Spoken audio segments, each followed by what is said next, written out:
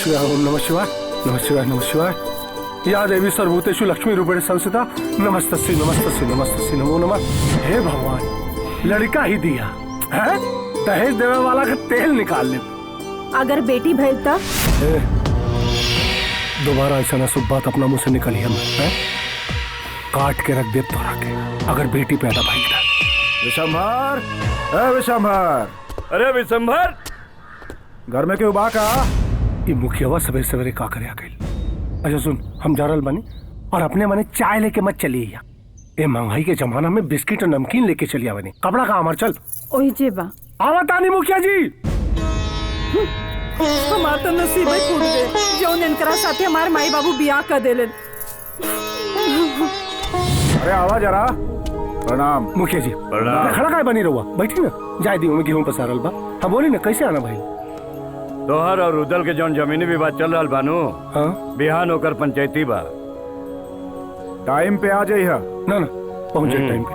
अरे सुना तू हो जी। मुखिया जी मिश्र जी आयल बाना, कुछ चाय नाश्ता लेके आईबू। चाय पियाओ।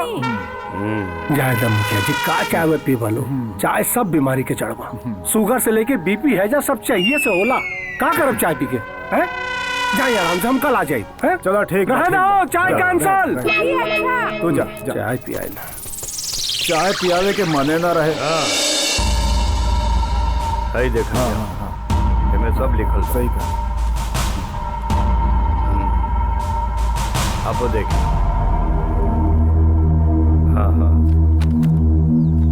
जमीन के सारा कागजात और नापी जोखी देखला के बाद ये समझ में आ रहल बा कि जमीन के मालिकाना हक रुदल के बा। अरे ऐसा कैसे रुदल के? ज्यादा ही नापी जोखी मत करा, नहीं तो ऐसा नापब ना कि जिंदगी भर खातिर नपा जाइबा। ए, तोरा बतियावे के तनको तमीज बा कि ना? तोरा बुझाता कि तू का बतिया रहल बाड़ो? ये पंचायत है, तोहार घर नहीं खे, बुझलो? बैठ जा। सुना मुखिया जी, अगर हमरा हक में फैसला ना भइल ना तो सुप्रीम कोर्ट, हाई कोर्ट तक जाइब हम। अरे कोर्ट के यहाँ लेके आइब हम। विशंभर, मुखिया जी के फैसला बिल्कुल ठीक बा। अगर तू कोर्ट कचहरी जाइबा तब पूरा गांव रुदल के पक्ष में गवाही दी। तारा मुखिया जी के फैसला के माने के पड़ी। पूरा गांव मुखिया जी के फैसला के संगे बा। बोलो गांव वाला लोग, सब साथ बा ना? महेंद्र, तू बीच में मत बोला। ये हमरा और रुदल के बीच का मामला। हम तो दूध में गिरल मक्खी निकाल के दूध पी ले। एक बात याद रखिया, दुश्मनी तोहरा के बहुत महंगा पड़ी महेंद्र, बहुत महंगा पड़ी।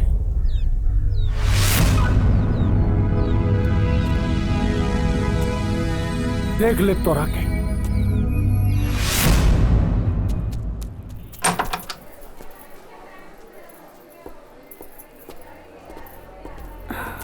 हाँ ठीक है। हाँ। ओके ओके ओके। वैसे आपके पति कहाँ हैं? मैं काफी टाइम से उनको ट्राई कर रही हूँ पर लग ही नहीं रहा है। वहाँ के नेपाल गए बाड़े, कल तक आ जाई हैं। ठीक है मैडम जी। यहाँ बार बेटा बाना? जी नहीं, इस बार भी आपको बेटी ही है। का? जी मैडम ठीक से चेक कैले बानी ना? जी हाँ, मैंने ठीक से चेक कर लिया है, जबकि ये कानूनन जुर्म है। लेकिन आपके पति के रिक्वेस्ट पर मैंने ये कदम उठाया है। और सुनिए, जब आपके पति आ जाए ना तो उनसे कहना कि मुझसे एक बार जरूर बात कर ले। हाँ, ठीक है? ठीक अपना है। ख्याल रखिएगा। जी।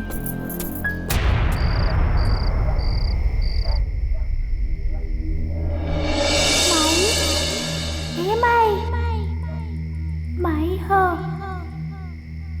उठी ना माई। माई माई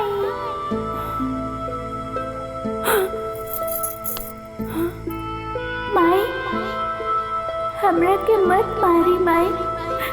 हम तो और बेटी है ना। और अभी ले तो हम रउआ के बाबूजी के केहू के नहीं के देख ले। और ये दुनिया कैसन बा वो नहीं के पता। माई, हमार का गलती बा? रउआ तो हमार जननी है ना। अगर हम बेटी की जगह बेटा होती तो का तब रउआ हमरा मार देती माई। हमार का गलती बा? हमरा के काहे मारे चाहता नहीं? बोली ना, बोली ना माई। माई बोली ना, बोली ना माई। माई ना, हम अपना बेटी के अपना कोख में ना मरे दे। हमार बेटी यह दुनिया में जरूर आई, हम जन्म देवे करा के। हाँ डॉक्टर साहिबा सुनी ना, हमार बेटी की जान बचा ली हमार बेटी के। देखिए, जब आपका पति खुद ही नहीं चाहता इस बच्ची को, तो इसमें मैं क्या कर सकती हूँ? डॉक्टर साहिबा, रउआ जीवन दाता बानी, ये धरती के भगवान बानी। हम रउआ चाहता हमार बेटी के जान बच जाए। हम नहीं की चाहत कि हमार बेटी के कोख में जान चल जाए। देखिए, मैंने आपसे कहा ना, जब आपके पति ही नहीं चाहते तो मैं इसमें कुछ नहीं कर सकती। डॉक्टर साहिबा, न जाने रउआ लोग कितना बच्चों के कोख में मरले हो कब। अपना आपको प्रायश्चित करके हमार बेटी की जान बचा ली। एगो बेटी कमाई रउआ आगे हाथ जोड़ के प्रार्थना करत बाड़ी। रउआ कैसन औरत बानी, एक औरत होके एक औरत को दुश्मन बानी।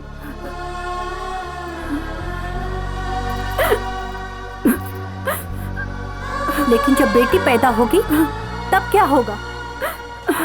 वो समय जे भी होगी हम सब देख ले। बस रउआ झूठ बोल दी कि हमारे पेट में बेटा बा। हम हाथ जोड़ के प्रार्थना करत बानी कि झूठ बोल दी। ठीक बा।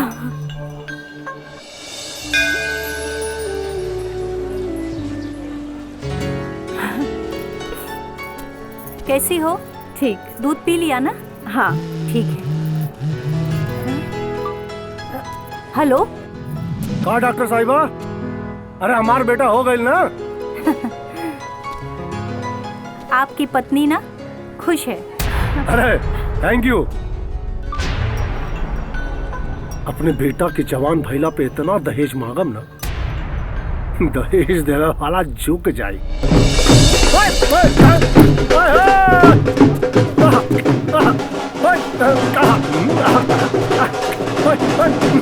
जोर से बोला, जोर से बोला।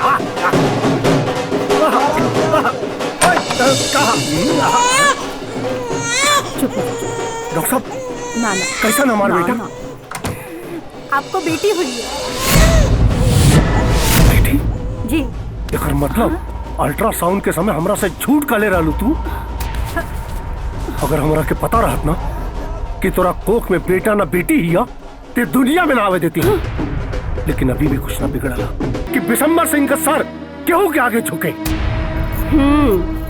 तो इतना सा छोट बात खातिर तू ये मासूम के जान लेत रहला? ऐसन बात बना, 2 दिन पहले हमरा बेटा भइल बा और हम अपन बेटा के बियाह राउर बेटी से कराइब। बड़े बड़े वादे वाला देखनी हम। जब समय का धूल चढ़ा ले ना, तब बड़े से बड़ा इंसान अपना वादा भूल जाला। हमरा फैसला सुन के अगर रउआ के विश्वास नहीं होत ना, तो ठीक बा, वो सामने मंदिर बा। और हम आज ही और अभी अपन बेटा से राउर बेटी के फेरा कराइब। कहीं तोहरा फैसला से तोहरा पति के एतराज भैल तब? रउआ के हमार फैसला पे तनिको विश्वास ना बा? और हमार फैसला जान के भी रउआ ये ना नु बुझनी कि हमरा पति के जीवन में हमार का अहमियत बा। ई ली अपन बेटी, और हम अपन बेटा के भी लेके आवतनी। ली। ना ना।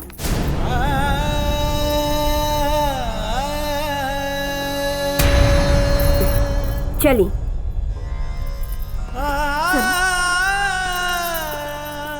वक्रतुंड महाकाय सूर्यकोटि समप्रभ निर्विघ्नं कुरु मे देव सर्वकार्येषु सर्वदा। ओम मंगलम भगवान विष्णु मंगलम गरुड़ध्वज मंगलम पुंडरीकाचार्य मंगलाय। देखी, रह गई सिंदूरदान, तो जब भी बड़ हो जाए नु तो वो भी हो जाए। का भइल? हम अपन बेटा के बियाह बिशंबर के बिटिया से करा देनी है। अरे रे, बहुत बढ़िया, बहुत बढ़िया। अच्छा कैलू है। बेटी बहिन है महतारी है, दिल के दर्पण में देखा था एकरे से दुनिया सारी। तोहरा बाप के दिहल संस्कार आ हमरा प्यार के नतीजा है कि तू ई फैसला लिहलू। आज ही तू साबित कर दिहलू कि तू हमार पत्नी हो। तू का याद रखबा महेंद्र कि हम तोहार समधी बन गई नहीं। बाकी सब तो ठीक बा, जब तक ये बिटिया दूध पियतिया तब तक सही है, लेकिन ओकरे बाद का सारा खर्चा तो के उठावे के पड़ी। बिल्कुल। अच्छा, अगर रउआ दूध भी ना पिया सकेनी ना तो रह दी, हम ले जात बानी दोनों बच्चन के अपना घरे। काहे से यही से तो ईश्वर औरत के दो स्तन देले बाड़े, एक से आपन औलाद के और दूसर से दूसर के औलाद के परवरिश कर सकेली। ठीक है, हम ले जात बानी ता हम एक से आपन बेटा के दूध पिलाई और दूसर से अपन पतोह के। ना ना बहन, इतना नीचे मत गिराओ हमरा के, ना तो हम मर जाए। हम अपन बेटी के अपन दूध पियाई और खूब प्यार करब, और जब भी बड़ हो जाए ना तब एकरा के विदा करब। हो गई, चला अब।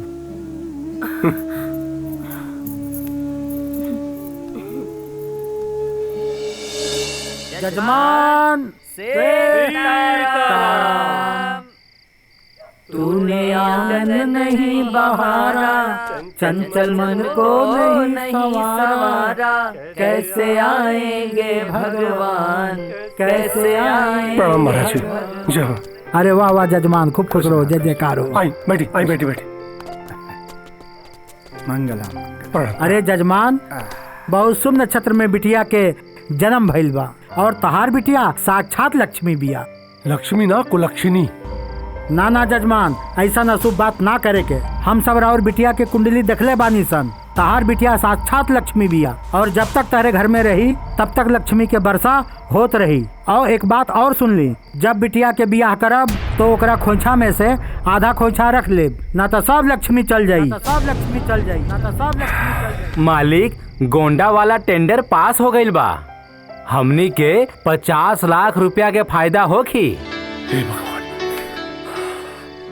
50 लाख? देखनी आ गई खुशखबरी। अरे महाराज, देखला, देखा जजमान, देखला, जय जयकार हो, जय जयकार हो। बिटिया, अरे हमार लक्ष्मी, हमार बिटिया। अरे बहुत बड़ा अपराध होके जाते रहे हमसे। हम अपना लक्ष्मी की ना पहचान पानी। अरे आजा आजा आजा हमार बेटी, अरे हमार भाग्य लक्ष्मी, अरे हमार बिटिया।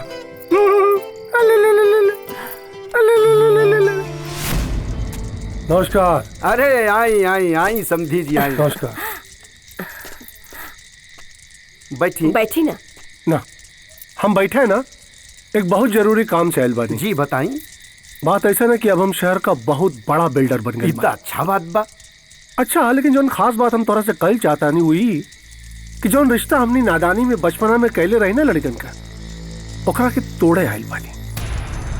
काहे कि रिश्ता हमेशा बराबरी वालन में होगा, और ये रिश्ता हमरा पसंद नहीं है। अरे सुनी, लेकिन हमरा ये रिश्ता बहुत पसंद बा, और राउत बिटिया ही हमार घर के बहू बनी।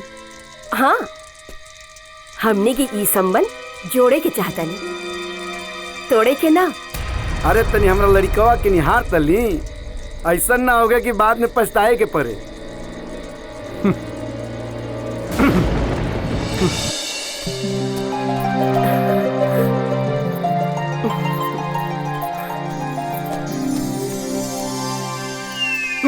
अरे पकड़ी पकड़ी, कपड़ा खराब कर दिला पूरा।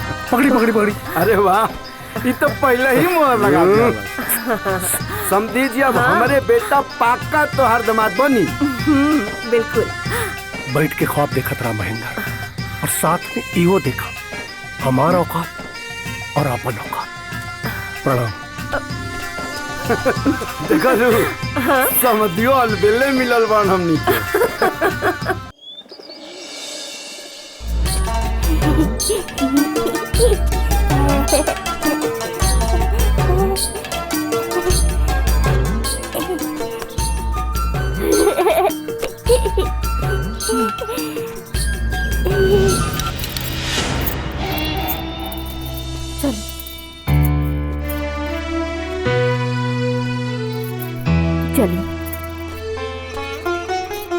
हाँ। बोला A A B B C C D. अरे कमला का भाई? माय अरे कमला का भाई? तू घबरा मत, हम अभी अभी तुरंत डॉक्टर के लेके आओते हैं। ना अस्पताल ना जाए ना जाए। तहरा कुछ ना हुई कमला, कुछ ना हुई तहरा। हमरा लागत बा बोला हमरा साथे हमार बच्चे चिता में चल जाए। हमरा के एक वचन दी कि हमार बिटवा के ब्याह दिसंबर की बिटिया से ही कराई।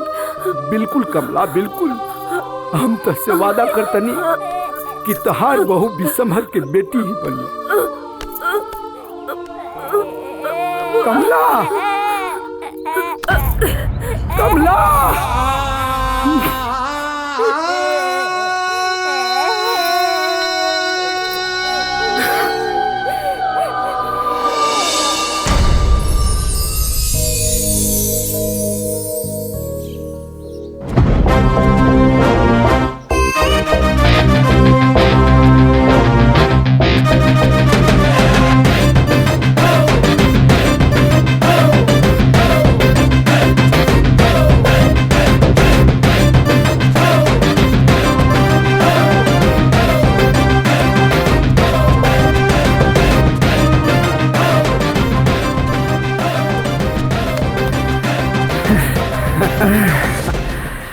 देखला बेटा, हरा देने तो कहना। अरे बाबूजी, तो से क्यों दुनिया में जीत सकेला का? बाकी हमरा पता बा कि तू जानबूझ के हारला। अरे बाबूजी, बचपन में तू हमरा के जानबूझ के जिता देत रहला, तब का हम जवानी में तोहरा के ना जिता सके नी? अरे बेटा, जब बेटा जवान हो जाला तब बाप के जवानी दोबारा आ जाला। ई रेस का दुनिया के कोनो रेस जीत जाला। अच्छा बाबूजी, एगो बात बतावा। पूछा। तू हमरा से कितना प्यार करेला? प्यार? अच्छा, इस सरसों के फूल गिन लेबा? ना। हई धूल पर के कण गिन लेबा? बिल्कुल ना। एहू से ज्यादा प्यार करी। अरे बेटा, बाप के प्यार के तौलल ना जा सकेला, ई अनमोल होला, एकर मोल ना लगावल जा सकेला। बाकी हाँ, केहू और बा जे तहरा से प्यार करेला। हाँ, ओके बाबूजी। तार मेरा रू। अरे बाबूजी, कहाँ तू हूँ फेरा में पड़ल बड़ा। अरे बचपने की बात तो बचपने में खत्म हो गई। वो लोग तो शहर जाके भुला गए हुई लोग। ए बेटा, वो लोग भुला गए, भुला जाए दा, बाकी हमनी के नइखे भुलाएगी। अब तोहरा माई के दिहल वचन के निभावे के समय आ गई बा, आ ओके पूरा करबो तू। बिसंभर के आंख पर पड़ल पर्दा और रिश्ता पर पड़ल धूर के अब तोहरा हटावे के बा। बेटा, अब तू शहर जाए के तैयारी कर। हाँ बाबूजी। महेंद्र भाई प्रणाम। अरे प्रणाम। ए महेंद्र भाई, तोहर शहर भेजे के इनकर सपना कहीं सपने न रह जाए। अरे मर्दे, कहाँ बिसंबर जैसन आसमान और तू तो जमीनों नहीं खा। ये कौन फेरा में पड़ गईला तू? अरे मुखिया चाचा, एगो कहावत ना सुन ले हवा कि कौन कहता है कि आसमान में सुराग हो नहीं सकता, एक पत्थर तो तबीयत से उछाल के देखो। वाह बेटा वाह, एकदम सही जा रहल बारा। अरे बेटा के कर रही बाबूजी? हम अपन कपड़ा बांध ले। देहू जीवे। हाँ। अच्छा जो संग हम तोरा बाबू से बतिया ले। हाँ। अपने हिसाब से देख लिया। चल चल चलो बाबू। हाँ। तनी दूध बादाम चाप के मारो। हाँ, और क्या बाबूजी?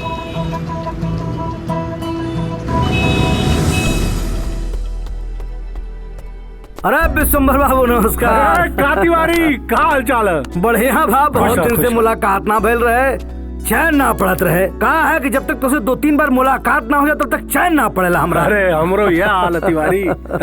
बचपन के दोस्ती हो ना, ये बात अलग हो कि हम लखनऊ पहले आई नी, बड़ी कोशिश करनी, सफलता ना मिलल, तू अइला, देखत देखत बड़ा आदमी हो गईला।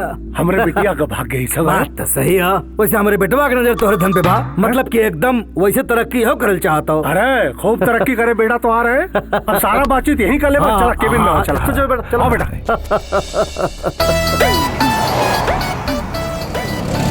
गजब का शहर बा भैया, जहाँ देखा तहाँ एक से बढ़कर एक फुलझड़ी दिखात बाड़ी। फुलझड़ी ना परी का है परी। और हमार सुमन भले ही शहर में रहता रही, मगर आज भी उनका संस्कार गाँवे जैसन हुई।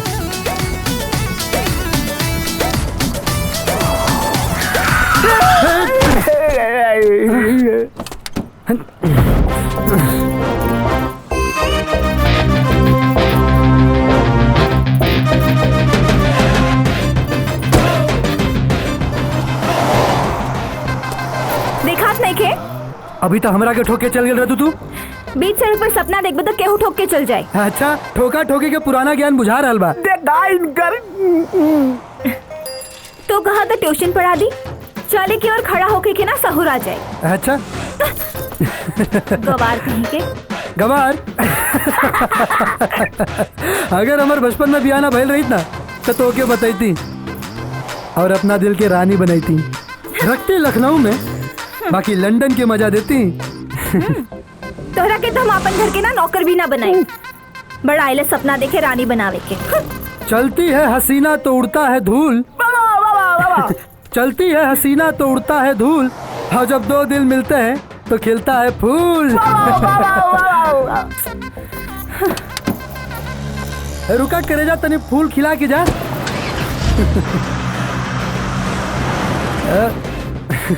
चल रहे। हाँ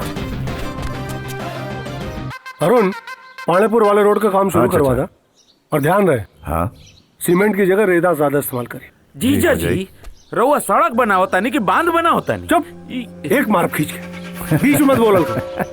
केकरा के पता चली रे कि सीमेंट की जगह बालू हुआ? तब चुप, रुका भी आइया। आ गए लोग ससुर जी के घर। अरे बाप रे, ई घर बाकी महल बा हो। आवा देखल जाए। अरे रुका रुका, ए अंदर कहाँ? जाके दिसंबर से बोलता कोई मिले आइल बा के? हे, उनकर दामाद। एक मिनट। अरे इतना में तो हम कह देव कि इनकर बाप मिले आइल बाने। जब ही 500 में यहाँ तक जा सकला तो 1000 में तो कपड़ा उतार दे। अच्छा 1 मिनट। हाँ हाई पकड़ा, फिर आले से काम चलावा, फिर उसके बाद काम होले के बाद। कंजूस कहीं का। होने का निकाल बेटा निकाल। हाँ है ने हाँ चल। मालिक बोल दरबान। कितना बेर कहले बानी मालिक, दरबान ना वॉचमैन कहीं। महाराज बोली सरू तो रहा के। बोल वॉचमैन। राउर दामाद मिले आयल बानी राउर से। अरे फिर तो महेंद्र बाबू के लड़का हुई हैं। प्रणाम ससुर जी। अब पहचान ली ना, हम महेंद्र बाबू के बेटा। अरे राउर दामाद। तो यहाँ कैसे आगे ले रहे? अरे कैसे आगे लेते मतलब? अरे दरवाजा सही नहीं, गेट सही नहीं, और कैसे सही नहीं? एकदम भक्चुनर बारे का है। खड़ो का सुमन यहाँ आवा। लागत है ससुरवा डायरेक्ट मिला करवाइए। अभी नहीं जाते देख ला। हाँ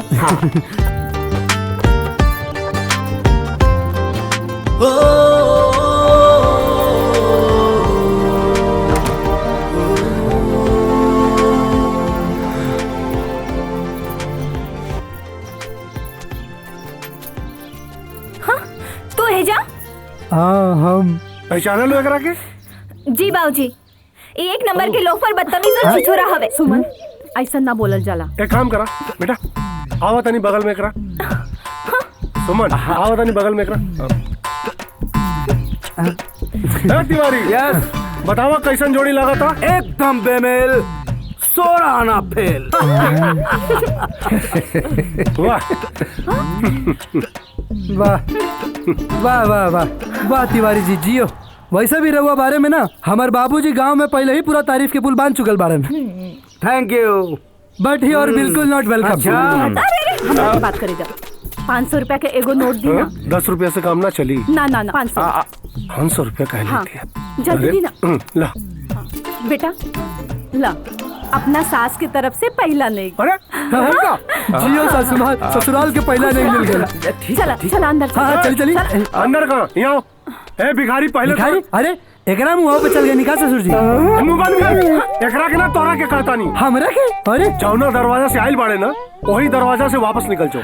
अपना औकात मेरा कहाँ राजा भोज और कहाँ गंगू तेली है तिवारी। हाँ उठा के फेंका कि नहीं के पैसा दे। अरे 500 रुपया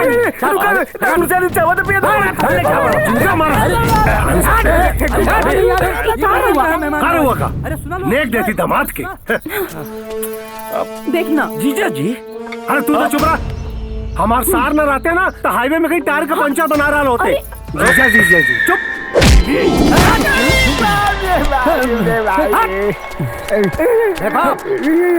दोबारा दिखा पड़ला ना गिरा गिरा के मारा तो लोगन के बता देते हैं। तो दोनों अखिया फोड़ गया, दोनों गोड़वा तोड़ के हाथ में देता है।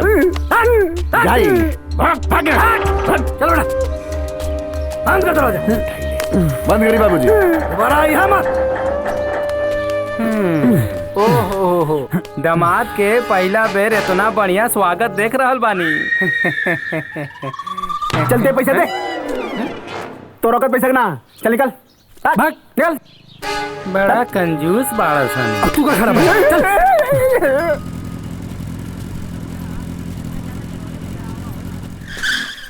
हाँ चला आवा।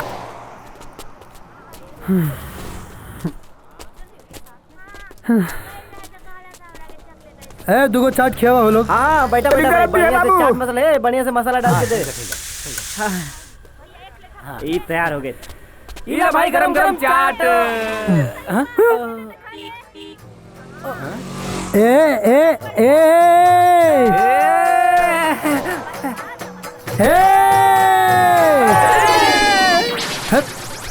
बबलू पंकज अबे तू लोग यहाँ चाट बेचे तारा लोग हैं? अरे भाई हम तोरा के क्या बताएं, जब से कॉलेज में फेल भइल बानी बाबूजी घर से पैसा पानी भेजते नहीं का। ए भाई तो कुछ तो करेगा पड़ी ना। इनके बिजनेस हो पार्ट टाइम कुछ तो करे पड़ी रोजी रोटी खातिर यार। अच्छा चाहे वो सब तो ठीक बा लेकिन तुम लोग रहला कहाँ यार? यह समन्वय घर बा। हाँ। अच्छा एक बात बताओ तू लोग काय पूछे तारा? है बेटा रहे खातिर अब गांव जवार के हवा लोग तो इतना मदद न करबा अगर ना करबा तो फिर तुम लोग पता आज तू अरे काहे ना करा भाई, ऐसा मत बोला। हैला पकड़ा तू खा, कुछ धंधा पानी करके फिर चल जाए साथ। ये पकड़ा खा। अच्छा ठीक बा कमाला लोग फिर चल जाए साथ। वैसे भी ससुरा बड़ा दिमाग के दही कर दे रहे, कम से कम चाट से तो दिमाग फ्रेश हो जाए। कपारे पे हाथ काहे रख ले बानी, खात काहे नहीं खी? तका खाई बाबा जी के ठुल्लू दिमाग का तैसे बत्ती बनल हो। बतावा महेंद्रवा के बेटा दामाद बन के विश्वम्भर के घर में घुस गई। बहुत बड़ा थेथर बा, मान ला आज तो मार के भगा देनी हम, लेकिन इतना बड़ा थेथर हो, इतना बड़ा थेथर हो तो दोबारा फिर से घुस गई और विश्वम्भरवा अपने बिटिया को साथ भेज दे। अरे बाबूजी सुनी ना, वो इतना लालची और नीच इंसान है कि केहू के 5 रुपया भी कीचड़ में गिरल रही ना तो के पोछी ना सीधा अपन पॉकेट में डाल ली ही तो अपन बेटी के का जाए दी। ठीक बा लेकिन कहीं ओकर दामाद प्रेम जाग गई आ ओकरा के दामाद मान लेलस तब का होई? अरुण बेटा ठीक पॉइंट कह रहल बाड़न, तब का होई? हमसे का पूछे तारू? पूछा इनसे कितनी बेर कहनी कि बेटा तनी लाइन मार लेकिन ना लिबलबात हो जाके वहाँ। अरे बचपन में रौरे नु राखी बनवा देनी, कहे लोग नी बड़ बहन मानो बड़ बहन बड़ी बहन कहता हुआ। अरे बचपन में राखी बंधोने रहनी हो, जवानी में नानू। बेटे स्टेटस के साथ रिश्ते बदल जाते हैं। एक और बात बेटा अरुण, हमारा नाम ठन तिवारी है। अगर विश्वम्भर का दामाद प्रेम जाग भी गई तब हम रिश्ता के छोड़ा के छोड़ब। भाई हो कैसा लगा था हमनी के डेरा? जकरा के गांव में ना भाई घर कहल जाला। वाह वाह वाह बहुत बढ़िया, एकदम कमाल किया। बहुत बढ़िया डेरा बात उन लोग के। ससुर लोग गांव में तो ऐसा हाकत रहलस जैसे डोनाल्ड ट्रम्प इनके घरे आके पानी भरत रहल। अच्छा तक का करी हम, एक तो शहर हा आ तारा ससुर नियन सबके ससुर थोड़ी ना बड़ा आदमी होला। हाँ हाँ ससुर वो ससुर ना एक नंबर के कुक। अब मतलब कुकर्मी आदमी हो, एक नंबर के कुकर्मी आदमी हो, एकदम घटिया। भाई एक बात बतावा, तारे ससुर का चर्चा तो पूरा लखनऊ वाला करेला यार। हाँ तो कारात हो है बाबा जी के ठल्लू से जितना पता वही काहे भाई का भाई? अरे वो है भाई जो ना हो के चाहत रहे। खैर तू लोग ये सब बात छोड़ा यार। एगो बात बतावा का यार, लड़की पटावे के कोनो फॉर्मूला बतावा। फॉर्मूला वो कहीं खोजे जाए बा, एक से एक फॉर्मूला बा। अच्छा हाँ जल्दी भोग। हाँ पहला फॉर्मूला, लड़की के गुलाब के फूल दे। एकदम में पुराना आइडिया बा, 1947 के ना, एकदम बासी बा। ता हाइला हाई ताजा हा। गोभी का फूल ला, जा। गजब के आइडिया। अच्छा कर चुकल बानी, पुराना हो चुकल बा, नया बोल। काम करा, वो मुरई का गुच्छा दे के करा। वाह ई बढ़िया बा। तेको काम करता नहीं, मुरई के गुच्छा का है, पूरा कटहर लाके दे देता नहीं ना। मुरई के गुच्छा। एको बात बताई भाई, जब सब आइडिया फॉर्मूला फेल हो जाला ना, एक के आइडिया काम आवेला। कौन? गूगल बाबा। हाँ माने एक लड़की के पता खोजबा ना तो 76 लड़की के पटावे का आइडिया मिल जाई। शुभ काम में देरी का है। विजय भाई निकाला मोबाइल। हाँ हाँ फोनवा कहाँ गई? का लिखे के बाद पड़ोसी पटाव के तरीका। अबे लड़की पटावे के तरीका। हाँ ये रखा ही रखा। लड़की पटावे के तरीका। आप जिससे प्यार करते हैं उसकी पुरानी यादों को याद दिलाएं। अच्छा नहीं किया दोस्त। आप किसी और सुंदर कन्या को ठीक उसी के सामने प्यार मोहब्बत की बात करके उसे जलाएं। इतना सुंदर, इतना गोर और इतना बेजोड़ मेहरारू के भला हम कैसे जला सकेंगे? ना इहो फेल बा। तीसरा, लड़की को वो सब तोहफा दें जो बचपन में उसे पसंद था। ये सबसे अच्छा आइडिया बा, ये काम करी। देख काम में देरी कैसन।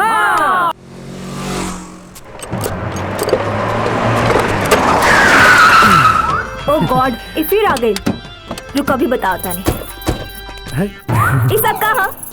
हाँ, देखा बचपन में तू केला के खाए खातिर कितना मार खेले रहलू, और सेब तो तोरा इतना पसंद रहे। हाँ एक मिनट, ला सेब खा।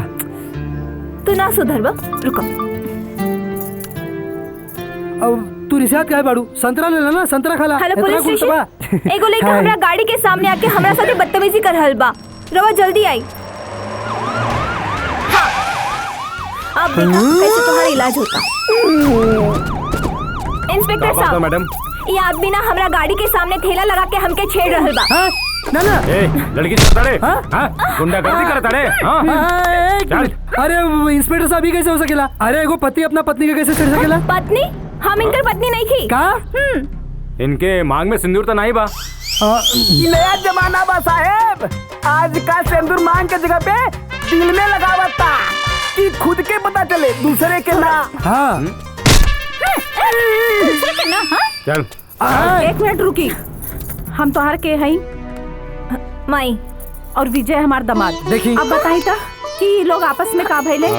पति पत्नी। तम एक बात हमेशा याद रखिए, मर्द मेहरारू के झगड़ा के बीच में जे पुलिस आवेला ओकरा के लबरा कहल जाला। हाँ अब जाई लोग यहाँ से। जाई चली जाई। चला। सुमन, हाँ तोहरा के तो हम घर में देख ले। हाँ चला चला। अरे अच्छा भाई सासू जी की आ गई नहीं आप, ना तो ही हमरा के भीतर कर देती आज। तू तो ठीक बाड़ा ना? हाँ हम तो एकदम। आप साइड में ही ओके चाहिए। झूठों के परेशान होती है का सासू माँ? का खा के एकरा के पैदा कर ले रहनी हो? अरे छोड़ा ना बेटा, समय के साथ सब ठीक हो जाई। और अच्छा। हाँ, प्रयास में लागल रहा, मामला पटिए ही जाई। अच्छा ठीक बा। और प्रणाम। हाँ खुश रह, और अपन ख्याल रखिए। हाँ ठीक बा, चला तानी। तिवारी, अरे जीजा जी हमर प्लानिंग तो सुनी बिजनेस वाला। सुन लो अभी बोल भाई, बोल प्लानिंग। हमरा के 12 गो गधा खरीदे के बा। पहला बेर सुन रहल बानी कि गधा खुद गधा खरीदे के खाता। काहे में दे रहे? अरे गधा पहाड़ों पे चढ़ जाला और पेट्रोलो न लागेला। दिसंबर बाबू, आइडिया तो बड़ी बेहतरीन हो। अरे लेकिन गधा कर रहा है, खुद गधा दे रहा बा। ऐसे बड़ा गधा खुद गधा बाड़े थे, गधा खरीद बे। अब हम गधा खरीदी। अरे एक मिनट। बस बस बस देखो ये हमार बेटी है। सही है ये हमरे बेटी बा। इतना महंगा चीज बा, मोबाइल बा, वो सब ना फेंकले, तकिया फेंक दिया। हमारा बेटी भी कूल बच गए ना। बैठा बैठा बैठ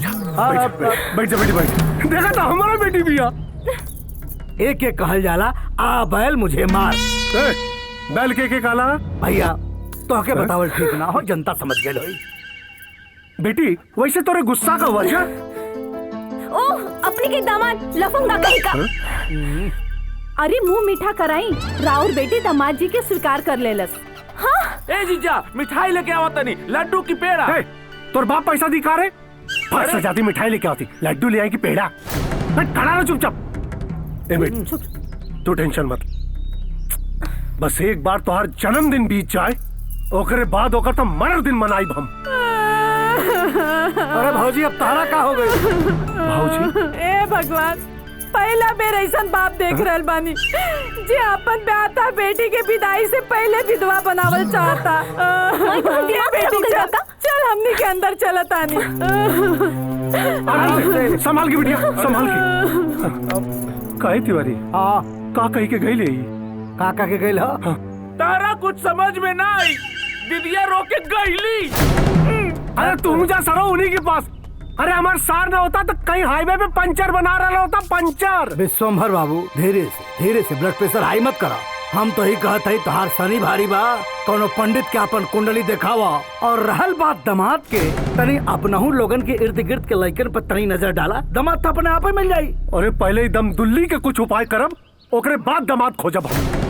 ससुरा नाक में दम के देले बा हमरे।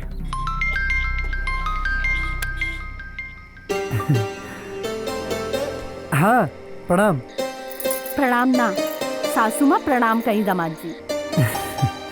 प्रणाम सासू माँ। सदा खुश रही दामाद जी। राउर माई का दिहल वचन और हमार सपना माता रानी साच करस।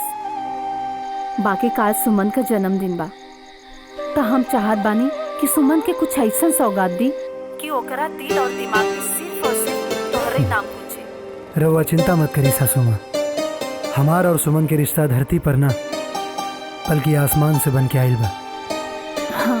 और ये रिश्ता टूटी ना, बल्कि काल उनके जन्मदिन के मौका पर जुड़ जाई और हमर दिहल सौगात उनके हमेशा जिंदगी में याद रही। ठीक बा, अपन ध्यान रखिए। रखा तानी। हाँ। ये देवी माता रानी।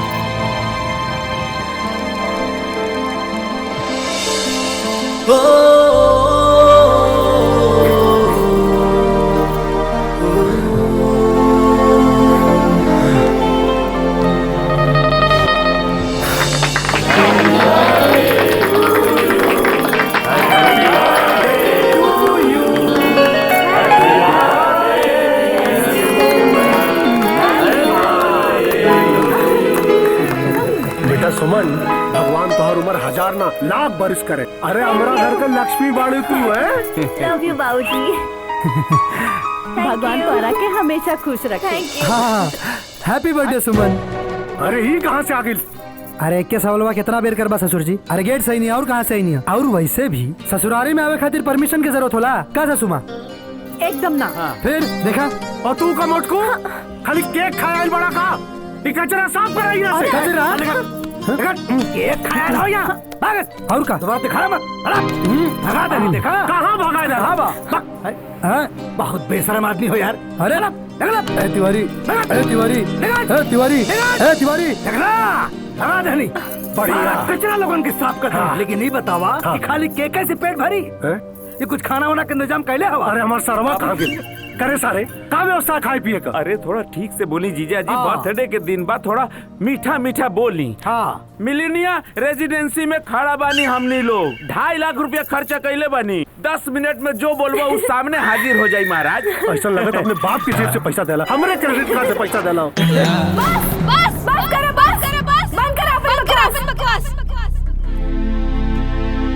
दो कोड़ी के इंसान नहीं खा और सपना देखा तारे महल की रानी के। और का पति पत्नी ससुर दामाद की नौटंकी लगौले बाड़ो। एक बात हमेशा याद रखियो, हमरा के तक का हमार परिचय के भी लायक नहीं खतू। हमरा खातिर हमार बाबूजी हमार मान सम्मान और स्वाभिमान बाड़े। ये हमरा खातिर अपन जान चीड़ के ले। ऐसन बाप दुनिया में क्यों हो ये नहीं खे सकत।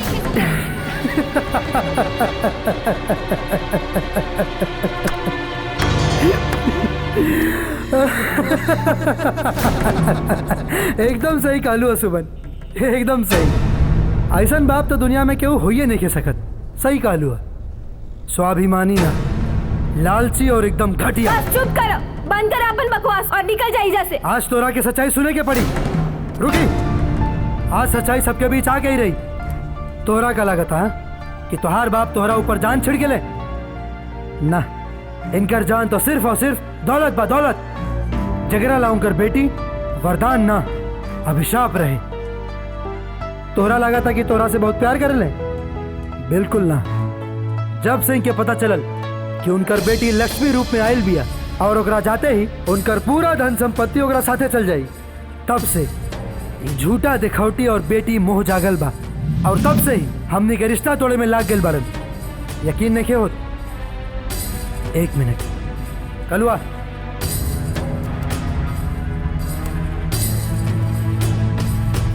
अगर हमरा के पता रहत ना कि तोरा कोख में बेटा ना बेटी ही या ते दुनिया में ना आवे देती हम। लेकिन अभी भी कुछ ना बिगड़ला। अगर कोख में ना खत्म कईनी तो अब मारब। दे, दे बिटिया। हम कभी बिटिया दे हमरा हाथ में। छोड़ो, ये क्या करत बानी? अरे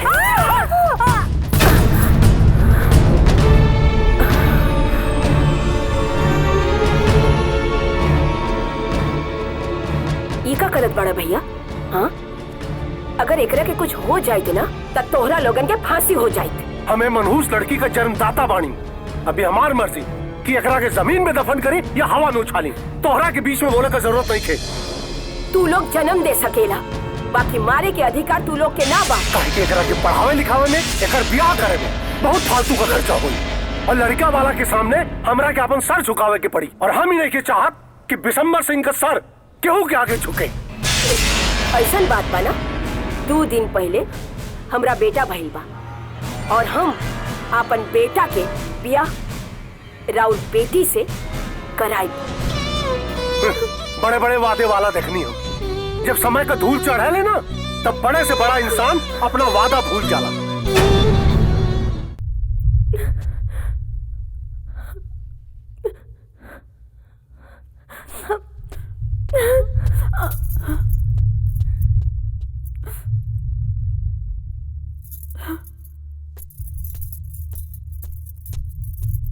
का भेल ससुर जी?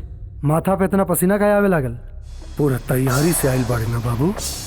ठीक, पर एक बात समझ ले, तोर चाल सफल ना होई।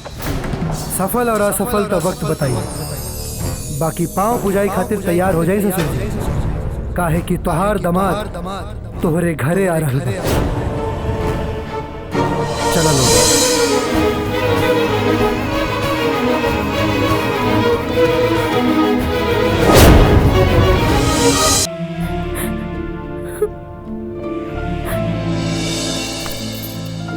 सुमन,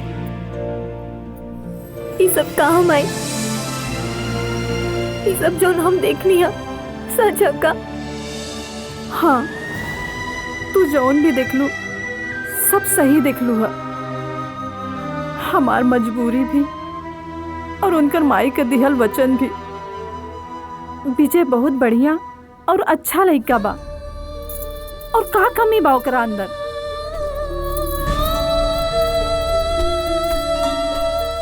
वो एक इशारा कर दे तो 1000 लड़की ओकरा साथे बियाह करे खातिर तैयार हो जाइहन। बाकी ना, वो अपन माई के दिहल वचन और बाबूजी का संस्कार निभा रहल बा। सुमन, अब फैसला तोहरे हाथ में बा। तू चाहता अपन बाप की नियन रिश्ता का मोल भुला के लालची और स्वार्थी बन जा, या फिर विजय के स्वीकार कर ला।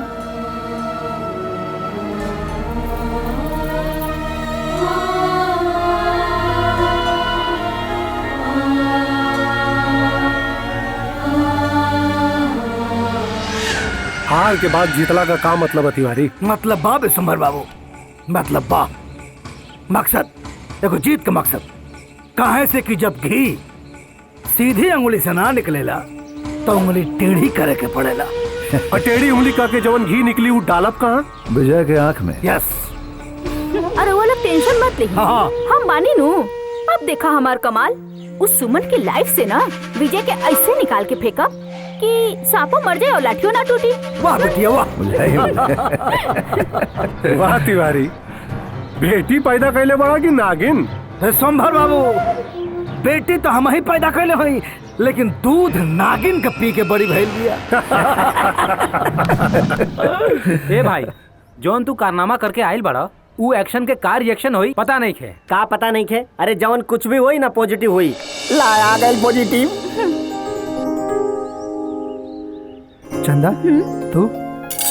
विजय आई लव यू। प्लीज हमार प्यार के स्वीकार कर ला। हम तारा प्यार खातिर हर चीज खोएला तैयार बानी। एको काम करा, खोए से पहले ये सब खा के दिखावा। यही बात पे पहले ये खा के दिखा दे भाई। इला पगलाइल बड़े का, ये सब तक क्यों खाली? आइला बैगन खा के दिखावा। इला भाई ला।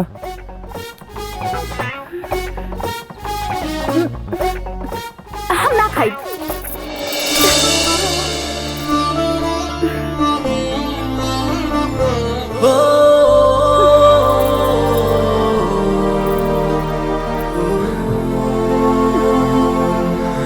प्यार में कहा नहीं किया जाता है, और लड़की के आपन एगो मर्यादा होला, और उस मर्यादा को पार किया नहीं जाता। हाँ?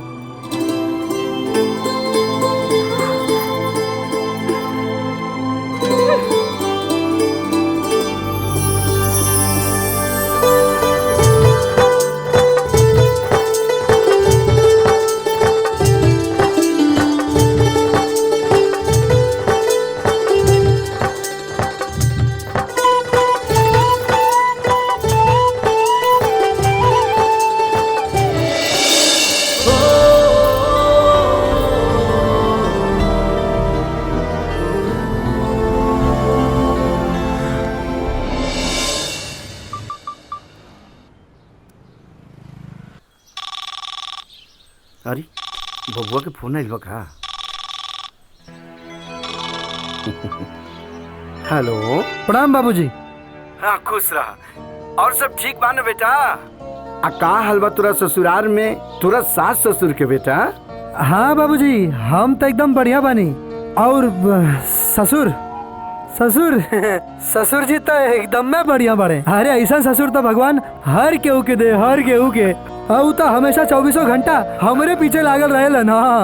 और सासू माँ तो इतना बढ़िया बाड़ी कि हमरा के दामाद कम अपन बेटा समझेली, बेटा। हाँ हमार पतोहिया रे। पतोहिया तो ससुर जी से और 2 कदम आगे भी है। बस ए जी ओ जी लो जी सुनो जी में ही लागल रहली। ओहो चलो मन खुश हो गई बाबू सुन के। अच्छा सुना, हाँ बहुत जल्दी हम आवत तनी। ए बेटा तोहके देखले बहुत दिन हो गइल ना, हम जल्दी आवत तनी। आ यही बहाने अपना समधिनियों से मिल ले। ना बाबूजी, हम तो एकदम बढ़िया बानी। एजा सब कुछ बढ़िया बा। अरे रहुआ एजा के देखी खेत इतना परती पड़ल बा, ओकरा पे ध्यान दी। एजा आवे के अभी जरूरत नहीं खे, अभी आराम से आई, बाद में आराम से आई बा। ठीक बा बेटा, रखो तनी। हाँ ठीक बा, ध्यान रखा। हमरा अब ससुर जी बुलाओ तारन। हाँ ठीक बा बाबूजी, चल रखा तनी। हाँ प्रणाम। ठीक बा।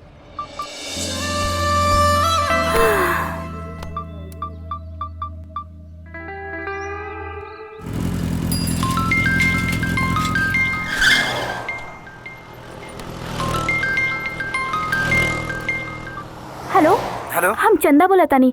हाँ चंदा बोला। सुनो ना, आज घरे केहू ना बा और सुमन के तबीयत बहुत खराब बा। प्लीज तू जल्दी आजा घरे प्लीज। अच्छा ठीक बा, हम तुरंत आवता नहीं। तबीयत कैसे खराब हो गई?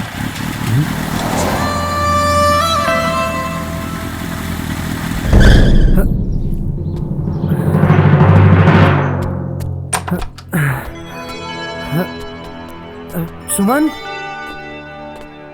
सुमन कहाँ चल गई सुमन?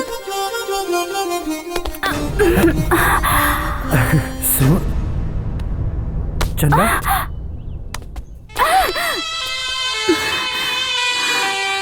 चंदा ये सब कहा? प्यार जौन सुमन से बा, बस एक बार कस के पकड़ला, सब दर्द दूर हो जाए। बकवास मत करा, हटा। अब सुमन कहाँ बड़ी है? अगर हमरा के इतना ही पता होइत तो हम तोरा के अकेले ना बुलाई थी, और हमार हुस्न तहार इंतजार करा था। चंदा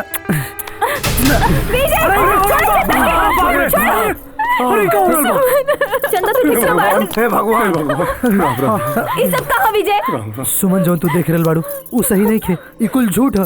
अब हमरा के फसावे के साजिश हो रहा सुमन। अपना आँख के देखकर हम झूठ कैसे मान ली? अरे बाप रे बाप, देखा हमरा बेटे की इज्जत तार तार कर देले गद्दार। मारा मारा मारा। अरे बात यहाँ तक बढ़ जाई, हम सोचले ना रही कभी। एक मिनट, बिना बात समझे बात का बखेड़ा ना खड़ा करेगी। हाँ, जीजा जी चुप।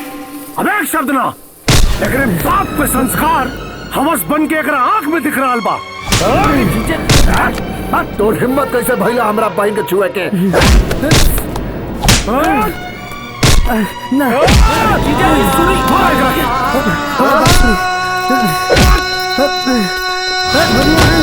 बेटा उठा बेटा।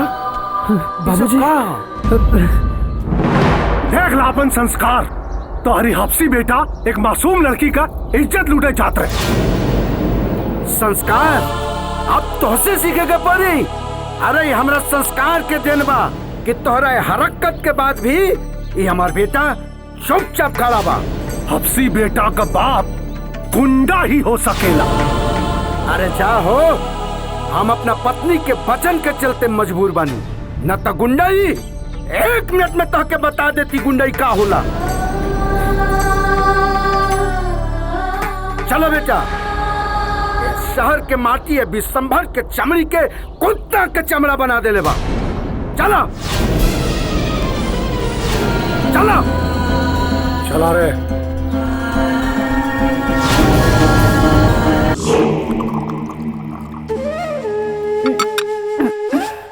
वाह, चीयर्स। चीयर्स बेटा।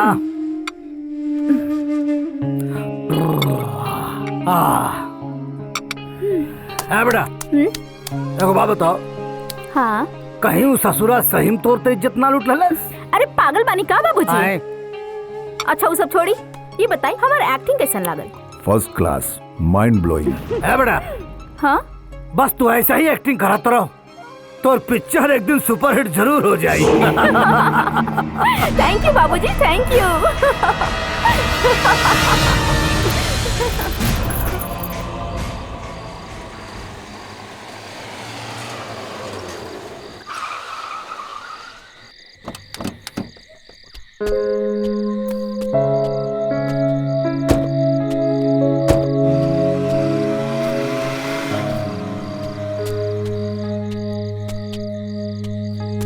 देखा बेटा, आज धनतेरस के दिने पूरा गांव दिया जला के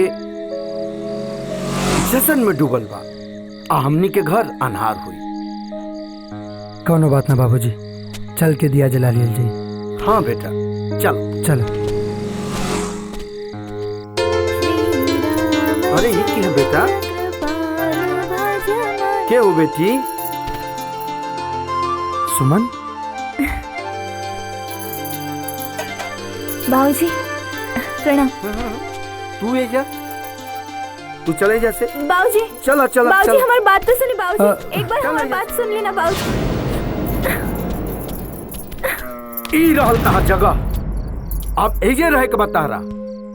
तो हर बाप अगर पत्थर दिल बन के हमरा बेटा पर जुल्म कर सकेला, तो हमहू कोनो मोम के नहीं बनल। जब एजा तोहरा तकलीफ पहुंची तब ओकरा जनाई कि औलाद के दर्द का होला। रहा एजे।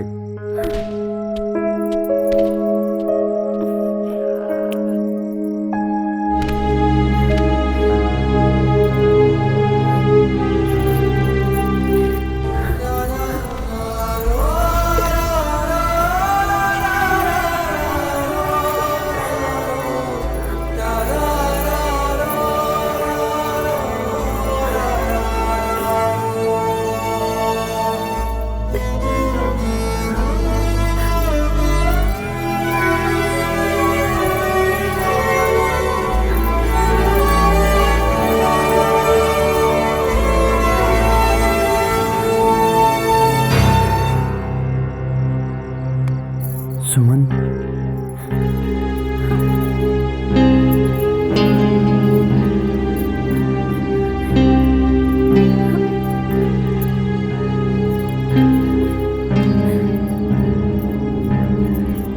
इंसानियत अर्जी लगौला सा यही से खाना लेके आयल बानी। तोहार आंसू देख के पति के फर्ज कहा था कि तोहार आंसू पोंछ दे, लेकिन हम मजबूर बानी। अर्ज के अलावा फर्ज न निभा सके नहीं। काहे कि हम अपना बाबूजी के खिलाफ न जा सके नहीं। और हम चाह भी ना कि रवा अपन पति के फर्ज निभाए और बाबूजी के खिलाफ जाए। काहे कि फर्ज, अमीरी, एहसान और इंसानियत दर्द के एहसास ना होके देवेला। रवा तो अपन परीक्षा में पास हो गई नहीं, अब हमके अपन परीक्षा देवे दी ताकि हमरो पता चले कि अपमान और भूख में कितना दर्द होला।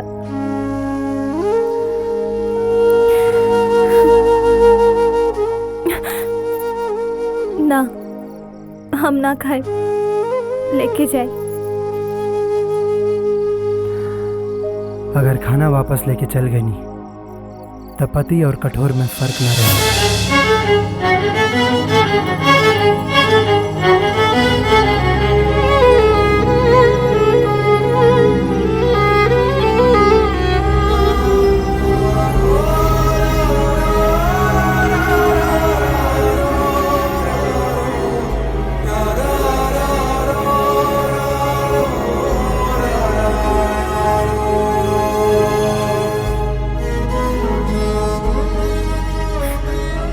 बस विजय कहाँ रह गई ला?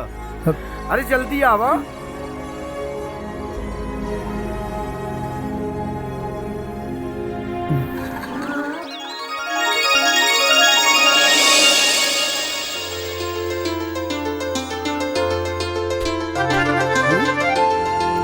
अरे बेटा, उठा उठा उठा उठा बेटा। बाबूजी, बेटा हम अपना बेटा के मुंह में अक्रोध में आके तहरा संग ऐसा कह दे न तो तारा बाप लेखा हम कठोर दिल ना है बेटा। सचहू में हमार दिल मोम के है। चल तारा ससुराल में तारी ससुर स्वागत कर रहा है। चलो धूमधाम से दिवाली मनाओ। खुश रह खुश रह। चल चल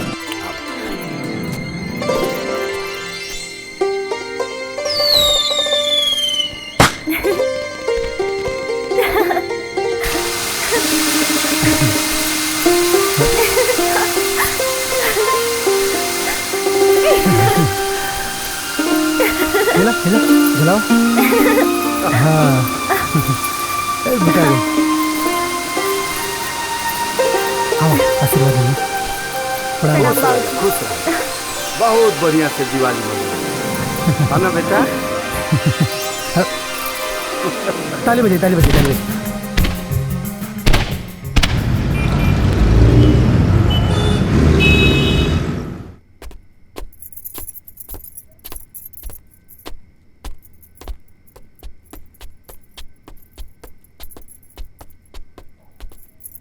प्रणाम।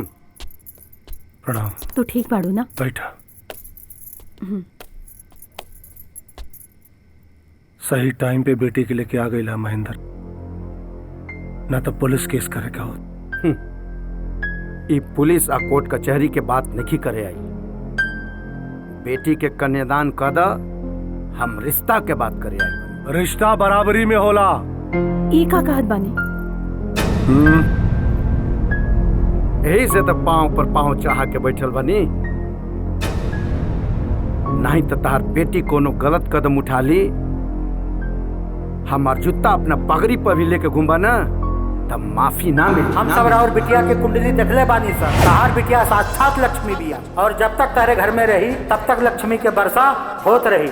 और एक बात और सुन ली, जब बिटिया के बियाह करब तो ओकरा खोइछा में से आधा खोइछा रख ले, ना तो सब लक्ष्मी चल जाई। सब लक्ष्मी चल जाई। अपना बेटा के हमारा घर दामाद बना था शादी कर दे। अब बेटा घर जमाई बनी ना। बहुत प्यार करे लनू अपना बेटा से, जान से भी ज्यादा। 7 फेरा के बाद आशीर्वाद देके हम खुद अपना बेटा के नजर से दूर चल जाए, ताकि हमार बेटा चाह के भी तारा से दूर ना हो पावे।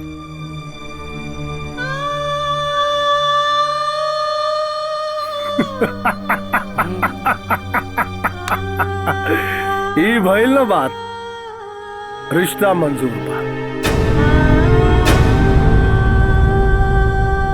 तो हर बेटा घर जमाई बने खातिर तैयार बा, तो का दिक्कत? इतना धूमधाम से बेटी का ब्याह करम ना कि पूरा शहर याद रखे।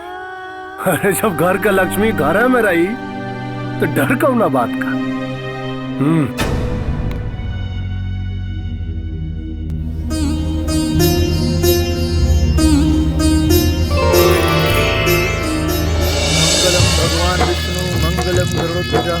मंगलम पुंडरीकाक्षाय मंगलाय तनोहरि सर्वमंगल मांगल्ये शिवे सर्वार्थ साधिके शरण्ये त्र्यंबके गौरी नारायणी नमस्तुते नारायणी नमस्तुते वक्रतुंड महाकाय सूर्यकोटि समप्रभा निर्विघ्नं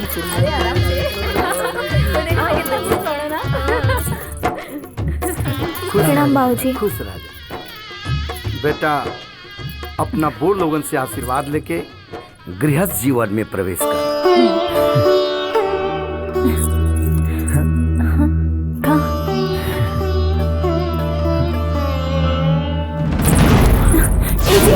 उठी। अरे ई का करता नहीं रहुआ, हमरा नरक भेजब का? तो खाली अनर्थे करवा। हाँ तब तू समाज के रीत रिवाज बदल देवा ना। का अनर्थ और का समाज के रिवाज, ये सब तो हम नहीं जानत। हम तो बस इतना जानता नहीं कि शादी के बाद जब एगो पत्नी अपना पति के परमेश्वर मान के पूरा जीवन होकर पैर छुए ली, तो का पति नरक में जाला, तब का अनर्थ हो जाला। बाकी जब वह पति अपना पत्नी के पैर छू लेलस, तब अनर्थ हो गई। अरे जवन स्त्री अपन पति के अपन जीवन मान लेवेली, ओकर मांग के सेनूर के अपन लक्ष्य उस स्त्री के अगर वो पति पांव छू लेलस, त का अनर्थ हो गई। जब एगो स्त्री अपन माई बाप के घर छोड़ के ओकर पति के घर सजावेली, ओकर ससुराल के वंश आगे बढ़ावेली, जब पत्नी अपन व्यवहार और कर्तव्य से अपन पति के मान प्रतिष्ठा के और आगे बढ़ावेली और अपना पति के कंधा से कंधा मिला के हर सुख दुख में खड़ा रहेली, तो ओकर पांव छुअला के बजाय उ लोगन के पांव छुई जो शादी के मंडप से बाहर निकलते ही खान पान और व्यवस्था की बुराई में लग जाला लोग। अरे एक तरफ तो महिला सशक्तिकरण की बात करेला लोग, और दूसर तरफ उहे महिला के रिश्ता के मर्यादा में बांध के हमेशा हर बार नीचा दिखावल जाला। स्त्री ना होके के दर्द होकरे के पता, जकरा घर में स्त्री ना होली, जैसे कि हम और हमार बाबूजी। हर तीज और त्योहार हमने के कैसे कटले बानी, एकर दर्द तो सिर्फ हमने के पता है। अगर एकरा बावजूद भी आप सबके हमारी गलती लागत है, तो आप सबसे हाथ जोड़ के हम माफी मांगतानी। ना बेटा ना, अरे तू माफी लायक ना, तू तो शाबाशी देवे लायक बारा। संस्कार से संसार के जीतल जा सकेला बेटा, अहंकार से ना। आज तू अपना बाप के सीना चौड़ा कर देला बेटा। बाबूजी जियत रह बेटा, जियत रह। अरे बिटिया दामाद के भीतर ले जा लो, ले जा ले जा, भीतर ले जा। चलो जा बेटी जा, चलो तनी बाबूजी। हाँ जा जा बेटी जा। चलो चलो आराम से।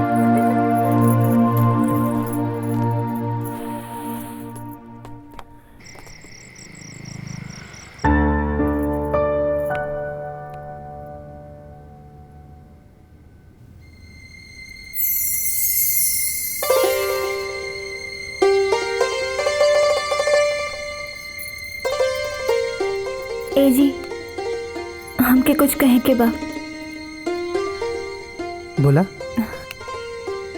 हम बड़ा खुशनसीब बानी रउआ जैसन पति पाके, जे हमके पावे खातिर हर संभव प्रयास कैलस। बाकी रउआ सोच रहल होखब कि शादी के बाद ससुराल में पहला दिन। हाँ। बाबूजी के ई शर्त हमरा के ठीक ना लागल। हम नहीं की चाहत कि हमार पति घर जमाई बन के रहे। का? हमरा जाए के पड़ी।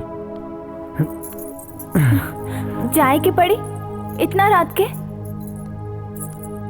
हमार कपड़ा कहाँ बा? लेकिन कहाँ? ओही जा। लेकिन जाए के कहाँ बा? हमारे बाबूजी के पास। सुमन, अगर हम अभी अपना बाबूजी के पास न गई तो हम अपना बाबूजी के हमेशा हमेशा खातिर खो दें। काहे कि हम तोरा बाबूजी के बहुत अच्छा तरीका से जानेंगे। वो जरूर कोनो न कोनो चाल चलत हुई है। लेकिन विजय। देखा सुमन, अब रहल बात हमनी के सुहागरात के, वो तो हमनी के आज न तक कबू भी मना लिहल जाई। बाकी फिलहाल हमरा के बाबूजी के लगी जाइल बहुत जरूरी बा।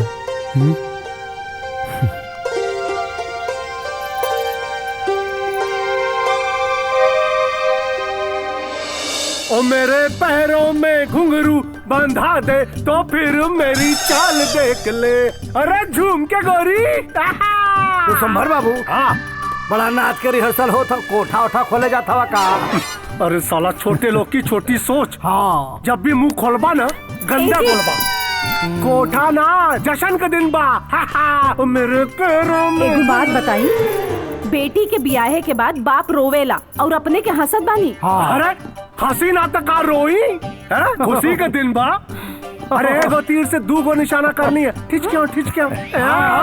देखा, पहले तो दामाद के घर जमाई बना लेनी जिंदगी भर खातिर। हाँ। और फिर वो महेंद्र की जिंदगी से ओकरा बेटा के हमेशा ला निकाल देनी और अपन दुश्मनी निभा लेनी हम। बाहर में सुमर बाबू। बड़ा प्यार रहे बाप बेटा में। और हम रिश्ता में अगर हमार ससुर ना लगती तो वह तीर ऐसा जगह डलती कि चीख ऊपर से ना नीचे से निकले। अरे जमाई राजा, बाप के प्यार के चक्कर में ससुर से काहे लड़ रहल बड़ा? अरे नया जिंदगी की शुरुआत भइल बा, ऐस करा ऐस। अरे कुर्बान बा पिता के ऊपर ऐसा लाखों प्यार कुर्बान बा। और सुन, अगर हमरा पता रहित ना कि शर्त पे शादी भइल बा तो तोरा घर में कबो कदम न रखती और ना ही तोरा बेटी के मांग में सेनूर भरती। प्यार से ज्यादा पिता के जरूरत बा। अरे तो ली दमाजी चल गई। अरे तो कहाँ जाई? बरधा कितनो घूमी घूम के खुटवा पे आई। और खूटा बा हमार बिटिया है। चला, रात भर के जगल बानी, बहुत नींद आवता। चल के सो जा। चला। सरकाई लो खटिया जाड़ा लगे जाड़ा। सरकावा खटिया। बड़ा मूड में लगा था। सुनो, दामाद जी ना दमदुल्ली। हाँ। अपने बाप से मिले उकरे पहन के दुल्ली कर देता। हाँ। समझा? संबर बाबू, सरकावा खटिया तो हर खटिया ताम सरकाई।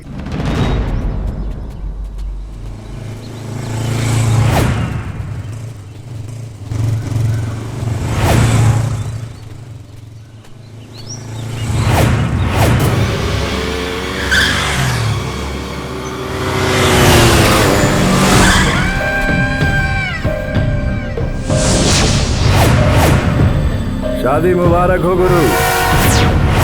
बड़ा मौका से भेंट हो गई बाबा बुआ। खैर, शादी तो तहार हो गई, लेकिन सुहाग रात ना मना पाइबो। क्या कि तारा मेहरारू के हाथ के मेहंदी से तार खून के छींटा उड़ी।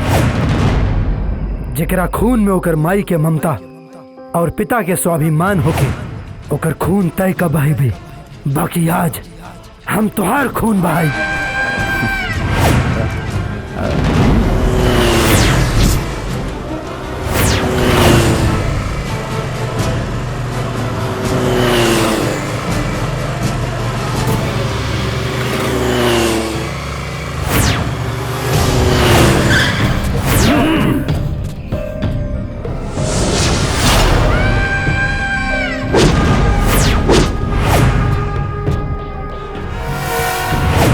शेरों की तादाद से हम डरा नहीं करते, हम शेर हैं, हर किसी से लड़ा नहीं करते, अगर लड़ गए छाती चीरे बिना छोड़ा नहीं करते। मुंह का देखा तेरे मार।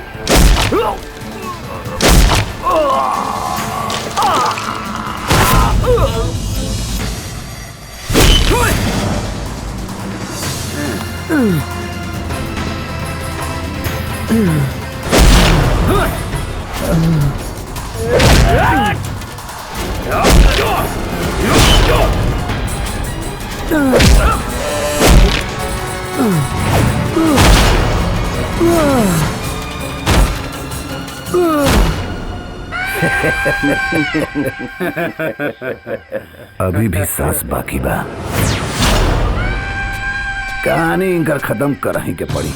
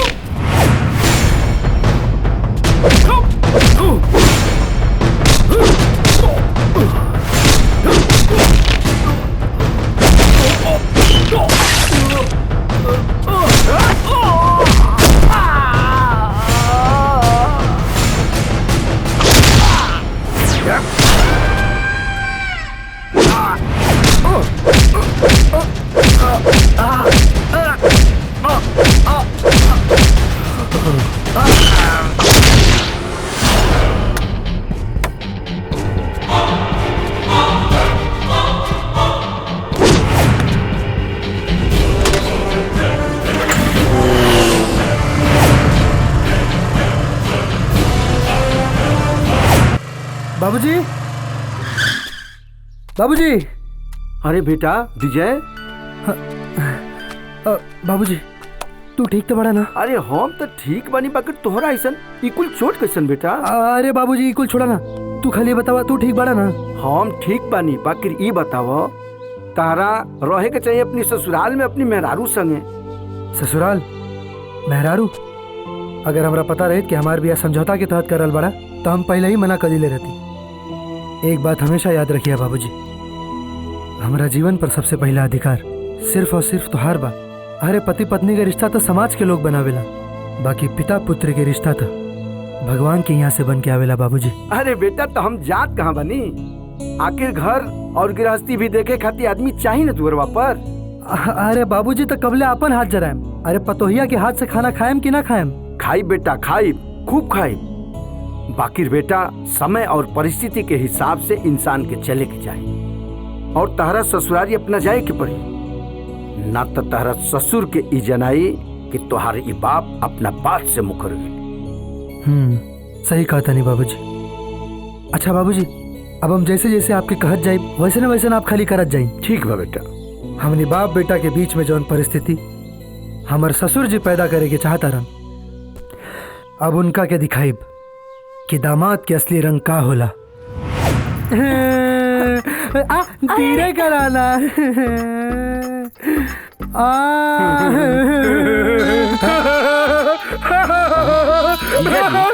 रउआ काहे खातिर हंस रहल बानी?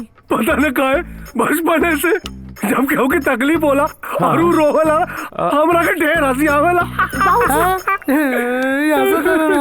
अरे बेटा शांत हो जा। जे अपने के अपने बाबूजी से अलग कैले बाना, भगवान करे ओकरा देह में कीड़ा पड़े। कीड़ा?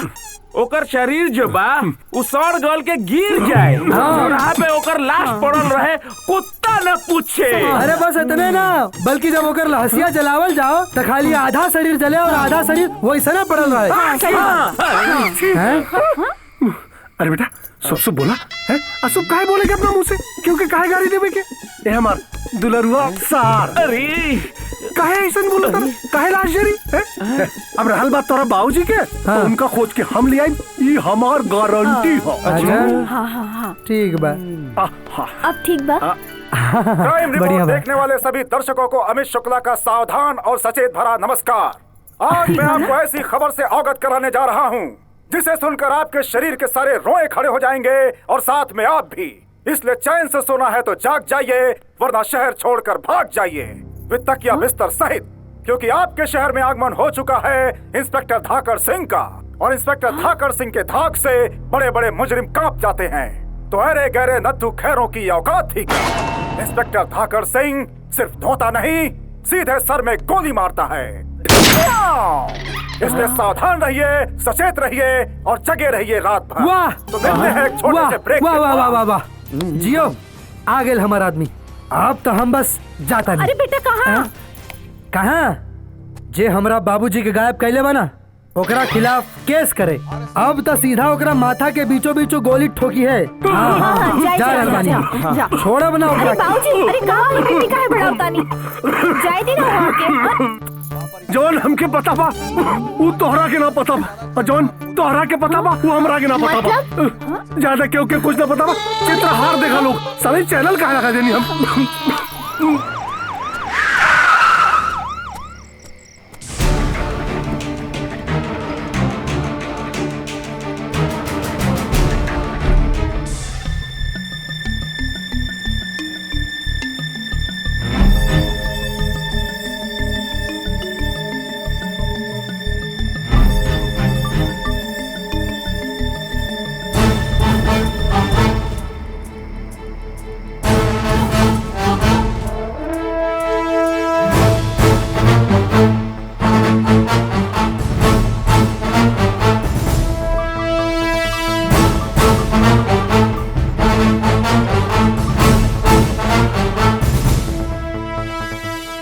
ठीक बा, ओके आप जाएं। जय हिंद। जय हिंद।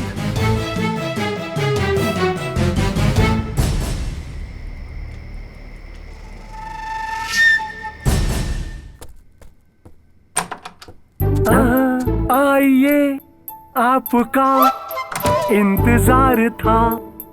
का बात बा ससुर जी, आज इतना सजावट बड़ा मूड में लगे तारा। बात का बा? मूड तो तोहार बनावे के व्यवस्था बा। ए दामाद जी, हम पहला ससुर हो खब जवान अपना बेटी दामाद के सुहाग रात का कमरा खुद ही सजौले बा। का बात करो तारी ससुर जी? जियो दूधला वाह, मेहरारू वाला काम भी रहुए करता नहीं। ठीक बा। पर ही तो बता दा दामाद जी, क्यों धाकर सिंह से का कहला? अरे कुछ ना, अरे धाकर सिंह से तो हाँ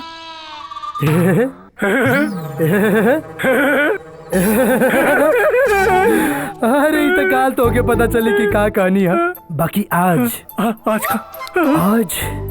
आज तू खाली देखा अपन दामाद के खेल। अरे ससुर सजवल बसे जिया ससुरा दामाद खेल के चक्कर में लगा तो अपने ससुर का तेल निकाल दिया आज। अरे ऐसा काय बोला था पिछवा देखा पिछवा क्या आइल बा? अरे दरोगा दरोगा ऐसा का करे आइल बा? उठा उठा देख साहब नमस्कार। नमस्कार सर। कौन में से बिसंबर के बारे? हाँ ते बड़े कितने बड़े वो तो हम पता कर लेबे करब के बिसंबर बा। अरे पहले ही बताओ कि ये के बा? पता देखे में तो बहुत अच्छा इंसान लगता, लेकिन हमने आज तक ना देखा।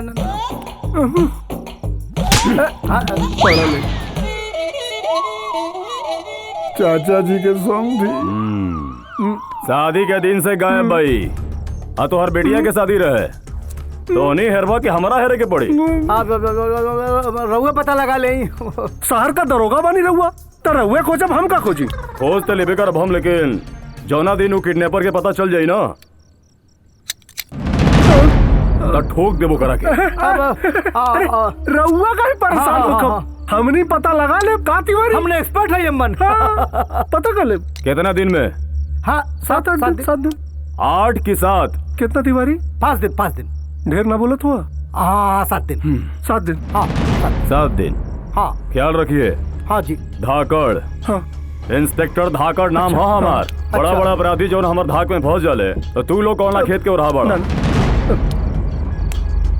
सोना है तो जाग जाओ वरना शहर छोड़ के भाग जाओ, ना तो मिला दे तो होनी के। कैसे? ऊपर वाले से। हाँ सुना 7 दिन चाहिए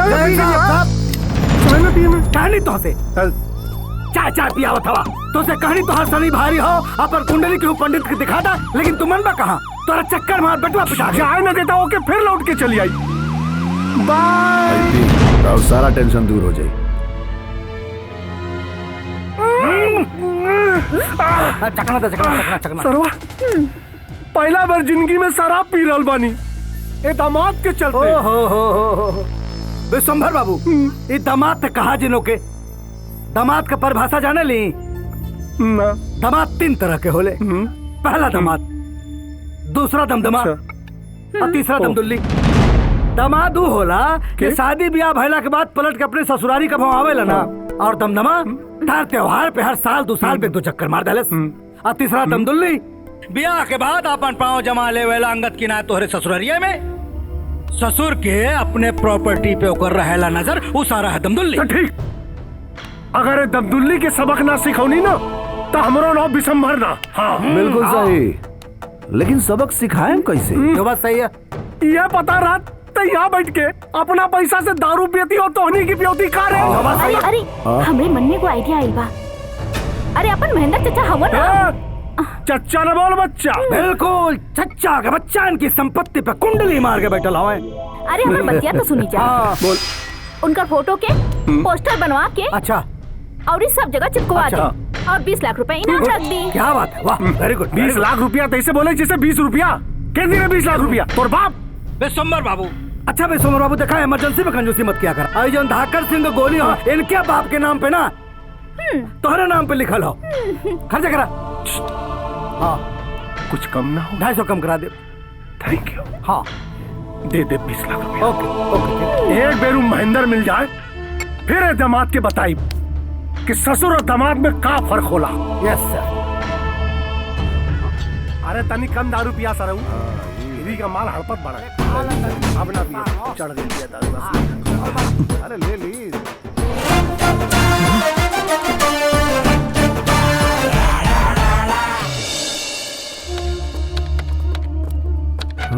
एक्सक्यूज मी नमस्कार मिस्टर आशीष को बुलाओ जरा। हाँ 1 मिनट करता हूँ। आपसे मिलना चाहते हैं। नमस्कार। अरे यार नमस्कार भैया। अरे यार छोड़ो नमस्कार, काम की बात करो यार। हाँ भाई फोटो देखो, गौर से देखो, एगो बढ़िया से गुमशुदा के रिपोर्ट बना दो। हर न्यूज चैनल, हर अखबार, हर दीवार पर एकरा के लगवा दो और नीचे लिख दियो कि ढूंढ के लियावे वाला के मिली 20 lakh. 20 lakh? 20 lakh? Oh my God. अरे यार बड़े कमजोर दिल की है। 20 लाख में 10 खा गई, 1 करोड़ होता तो मर ही जाती। अरे नहीं। एनीवे सुनो, देखो 1 मिनट। ठीक है हाँ ठीक है। काम करके और पैसा लेने के लिए ऑफिस में जाना। ओके पक्का चलो पक्का आ जाएंगे। 20 लाख ही सुनो सुनो सुनो सुनो पहले क्या बोलो सुनो। Yes, इस फोटो का पेम्पलेट बनवा के हर जगह चिपकवा दो, समझ में आ रहा है ना? और जैसा भी हो मुझे सब क्लियर करके बताओ, ठीक है? लो ले जाओ जल्दी ले जाओ, ठीक है? का भाई बस एगो छोटा सा चेंज बा।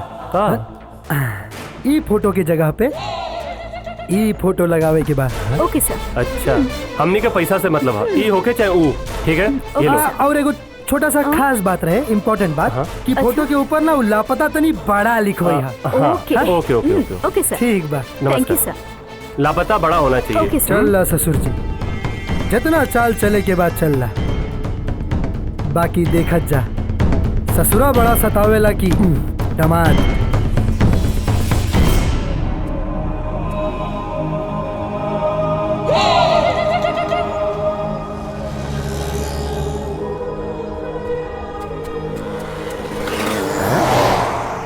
ढूंढने वाले को 20 लाख इनाम दिया जाएगा। चल हाँ चला चला। ढूंढने वाले को 20 लाख का इनाम दिया जाएगा। सही है यार। ढूंढने वाले को 20 लाख का इनाम दिया जाएगा। संपर्क करें 8090।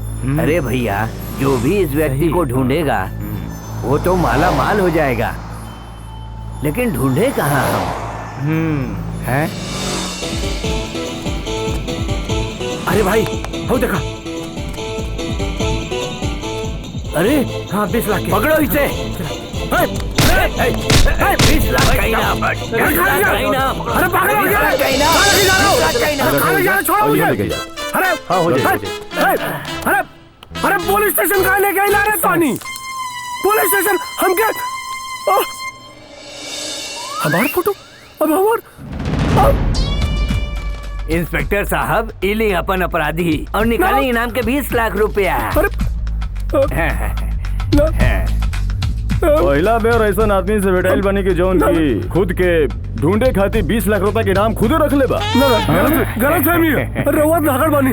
रउआ के धाक से बड़े बड़े अपराधी शहर छोड़ देना हमार का औकात बा। रउआ गलत सब गिलवा के और के समय जाता है, हमार गलती ना। इंस्पेक्टर साहब लाओ निकाला इनाम के 20 लाख रुपया। 20 लाख रुपया दीपो के ससुर 20 लाख का देख ले पड़े। 20 लाख चाहिए।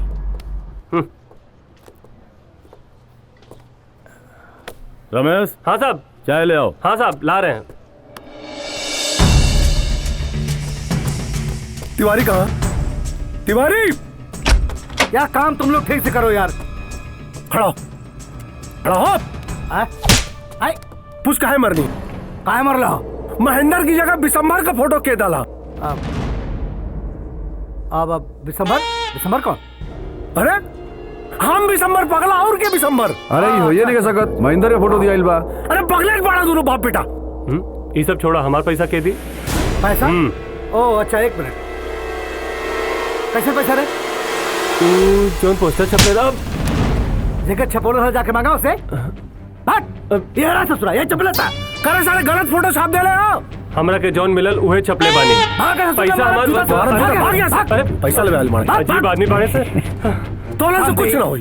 डोंट वरी, सब मैनेज हो जाएगा। बाबा जी का घर मैनेज हो जाएगा। तू बाप बेटा खाली यहाँ बैठ के हाथ हिला। अरे चाचा कहीं जाए के जरूरत नहीं खे, हम सब पता लगा के आइल बनी। का वो महेंद्र अपना गांव में छुपल बा। महेंद्र गांव में छुपल बा? पक्का खबर है? एकदम 100 आना पक्का बा। जिया करे जा। बकरे का माई कबले खैर मनाई। अब समझ में आयल तिवारी कि शतरंज का असली मोहरा क्या। अरे दीदिया जीजा जी ना एक नंबर के कंजूस बाड़े। 1 साल से प्लास्टिक के फूल लगावत तारे। ताजा फूल लगावे के चाहिए ना, खुशबू आवता। अपनी सुमन सुमन। अरे जीजा जी चश्मा उतारी।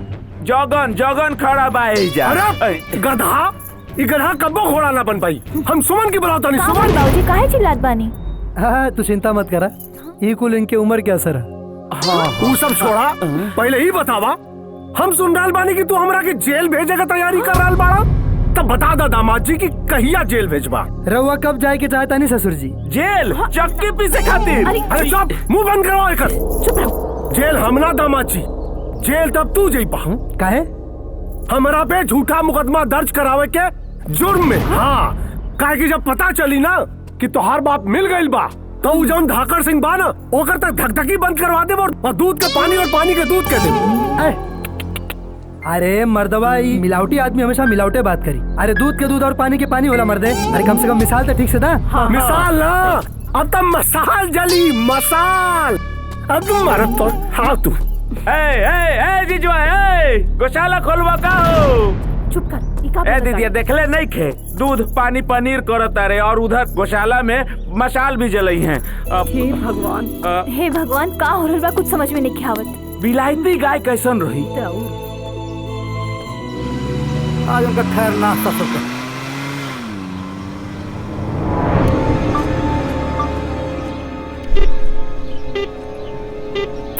अभी नेटवर्क के का हो गइल बा।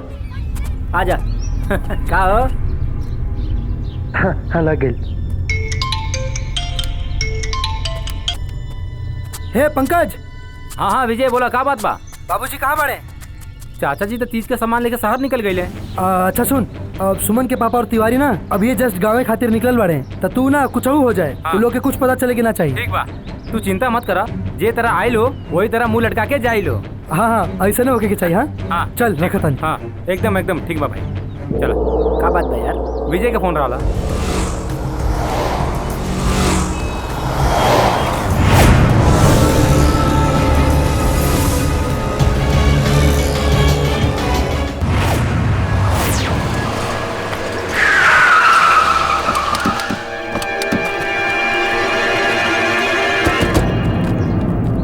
प्रधान जी नमस्कार। नमस्कार। अरे महेंद्र बाबू के खोजे आयल नहीं, बहुत दिन से उनका कुछ पता ना चला था। महेंद्र तो ब्याह के दिन से गायब पड़न। तू ही बताओ कि उनका के कहाँ गायब कर ले बड़ा? अजीब बात कर अलबानी प्रधान जी। भला हमारे समझी होकर बड़े महेंद्र बाबू, हम गायब कर दे उनके। ढेर तमाशा मत करो विशंभर। तो हर सारा चक्रव्यूह हमने के बहुत दिन से जाना था नहीं। अगर अब तू ना बतैलनू तो गाँव वालन के डंडा पूछी, समझ ल तू। मामला गड़बड़ हो जाता हूँ। मारा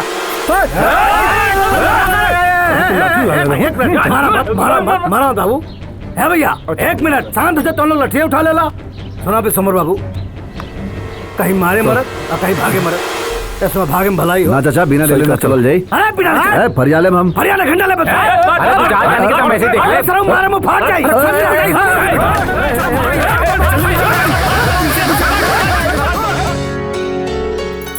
अच्छा बाबूजी खुश रह खुश रह। अच्छा तो हम चलते नहीं। प्रणाम। प्रणाम प्रणाम। ठीक से रहिए। चला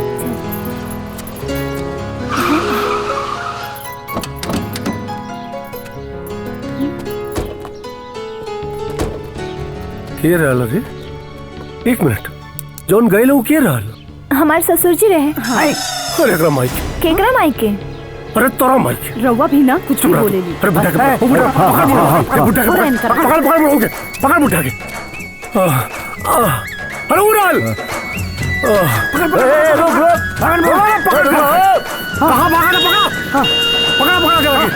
भागा तू। बहुत तेज दौड़त है रे। अरे महेंद्र बचपना पकड़ के रख सर उतर आके।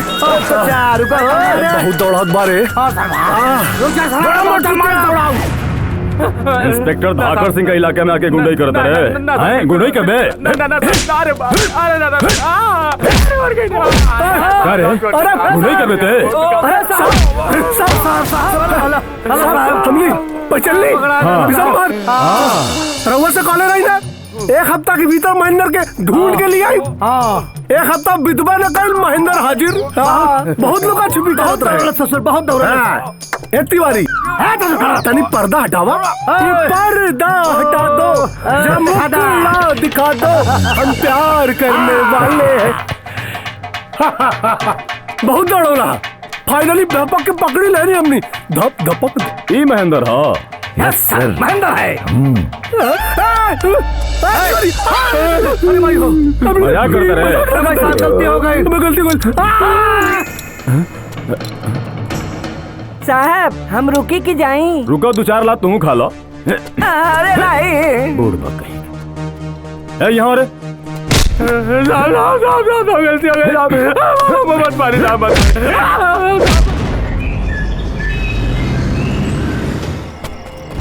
संभर कबले भगबे, ये चूहा बिल्ली के खेल बंद कर और राम के याद कर। जय श्री राम।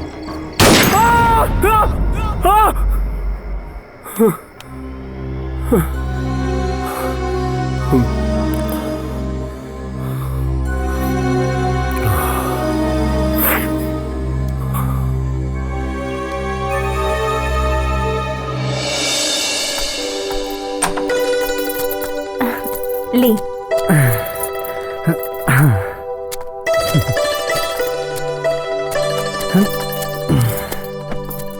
ली दामाद जी चाय।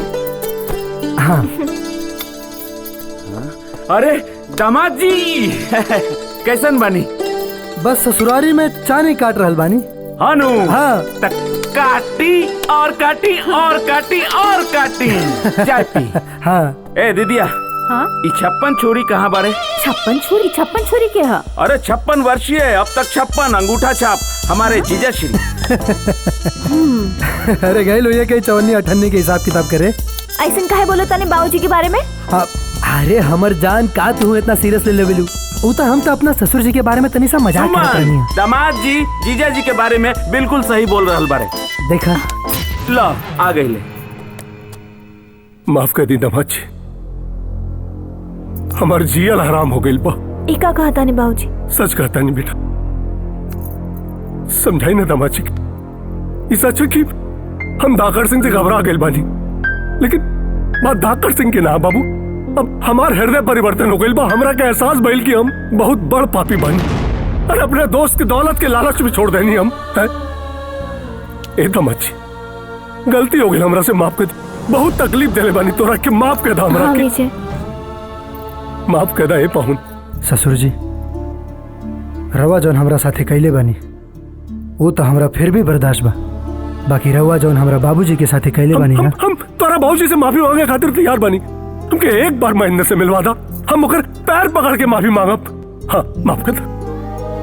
मिलवा दा पाहुन। ठीक बा, बाकी रवा के वही चले के पड़ी जहाँ से ही कहानी की शुरुआत भइल रहे। अरे बेटा, हम पूरे परिवार के साथ चलब, उनसे चल के पैर पकड़ के माफी मांगब तोरे बाबूजी से। चला ठीक बा।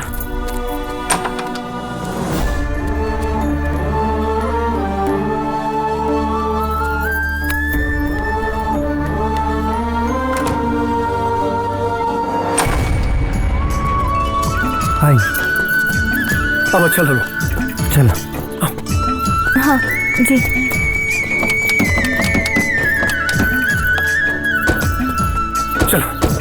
चला वालों बेटा, चल बैठ गए लुका। हाँ चलो।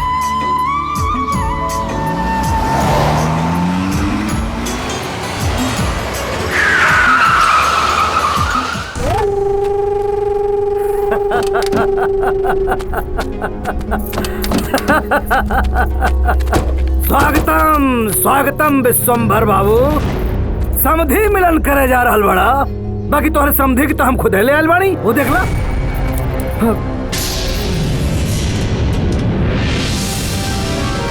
बाबूजी, है तिवारी, धीरे बोला बाबू, ब्लड प्रेशर हो हमरे। बड़ी मोहब्बत हो बाप बेटा में। आज बाप कटाई और बेटा बाप बाप चलाई। कहे से कि तिवारी के अब चमचागिरी ना, मालिक बने के ख्वाब दिखाई दे रहा बा। तिवारी, हाँ तोरी ख्वाब कबो पूरा ना होई, काहे कि हमार सारा जायदाद हमरा बेटी और दामाद के बा। तारा बेटी दामाद के हक नहीं के, ऊपर हमनी के हक बा। अरे एकर औकात हमनी के सामने बहुत छोट बा। हई अनपढ़ गंवार हमनी के मालिक बनी। चुपचाप साइन कर दो, ना तो ऐजा हुए होई जो आज तक नहीं के भइल। कहे से कि तारा बेटी के जान बसेला तारा दामाद में, और तारा दामाद का जान बसेला अपना बाप में। हाथ लगा गोली, आज गोली के चौक पे होई साइन विश्वम्भर के प्रॉपर्टी पे। तिवारी जी, एक मिनट रुका ना मर्दे, इतना गुताइल करे बड़ा। एक मिनट ससुर जी, अब का रहुआ इतना, मतलब इतना धन लगेगा चाटेम। एक को बेटी बाड़ी, एक को दामाद, दामाद के एक को बाप। अरे ससुर जी मान जाई ना, अरे साइन कर दीजिए। अरे ना करब, अरे कर दाना एगो साइन से क्या हो जाए, कर दाना। ए सुमन, अरे तू बोला ना अपना बाबूजी के यार। हाँ बाबूजी साइन कर दी ना। का कर अभी दौलत के हमरा के कुछ ना चाहिए, साइन कर दी बस। अरे कर दी ना। ना करो काहे अंगूठा छप पड़े। अरे कैसा आदमी है, मुहर लेके आइल बाड़ा तो अंगूठा लगवाला। अरे तका तो के पूरा कोटवा लेके चली आई हम। अरे मोटकू जायदाद के कैसे आई तोके कि हम के सारे। मोटका किसको बोला, मोटका किसको बोला, मोटका।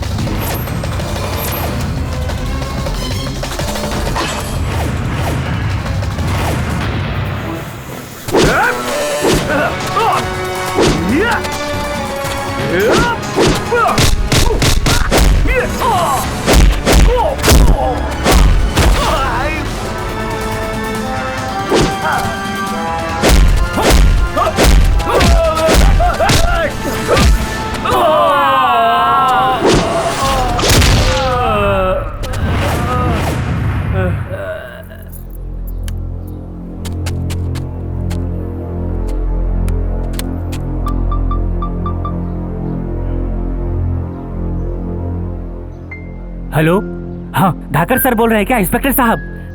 हाँ ऐसा है, तिवारी जी यही हैं और झगड़ा झंझट चल रहा है यहाँ पर, जल्दी से आइए। ईंट का भट्टा है ना? हाँ ईंट के भट्टे पर। हाँ हाँ जी जी जल्दी आइए।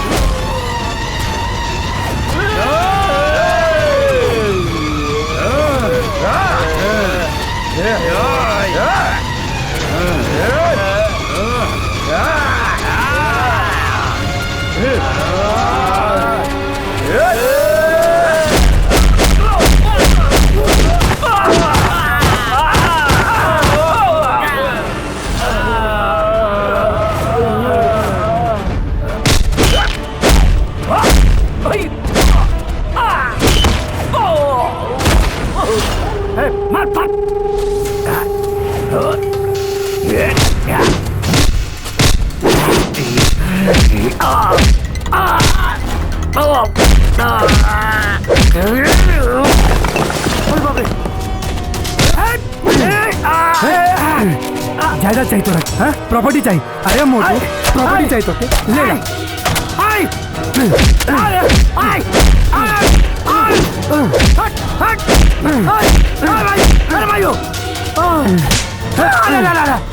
ज्यादा चाहिए थोड़ा, हाँ?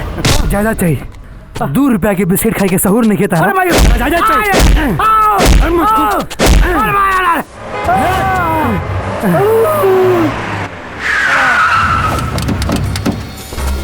अरे भाई साहब है ने बा? हाँ है ने दरोगा साहब।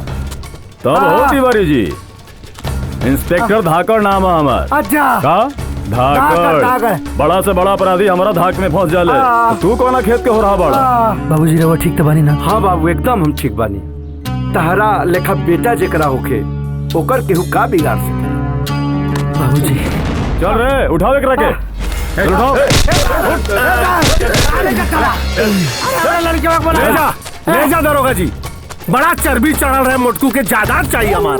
चर्बी कटाई सरो वही जेल में तो हार संभाल जा थई, लेकिन पहला चलो तोहरा के कूटा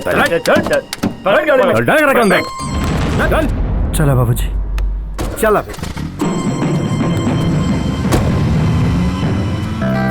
विजय सुमन रवा ठीक तो बानी?